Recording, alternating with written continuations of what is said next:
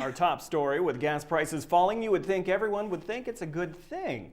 That's right. However, if you live in the state of Alaska and your economy depends heavily on oil for its financial health, it's not such a rosy picture. Today at the GML, UAF Chancellor Brian Rogers prepared the public for bad news with the potential loss of close to 250 university jobs this year. Mike Schultz has that story. When I asked Chancellor Roger how things were going before the meeting started, I knew by his tone it was not going to be a pleasant task addressing the group of business leaders. I wasn't wrong.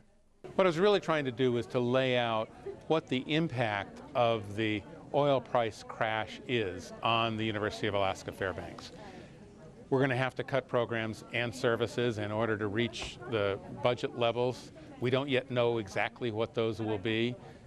Governor Walker will be making his decisions on the budget in the next month or so, the legislature in the coming months. But regardless of exactly what the decisions are, we know that we will have to operate with less money next year than we have this year.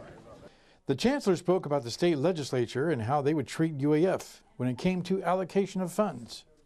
I think that the university can be part of the solution, that in terms of diversifying the state's economy, we can make some of the difference for how we address overdependence on oil and gas revenues. Our legislators have been supportive. They've addressed our top needs in the past. We're all sort of scratching our heads, though, in terms of figuring out how we're going to address the magnitude of the problem. The Chancellor went on to say that cuts in departments and personnel would be a necessity, and the process would be a very difficult one. We'll be rolling those out over a period of time. In part, I really need to wait for the Board of Regents, the policy-setting body for the university.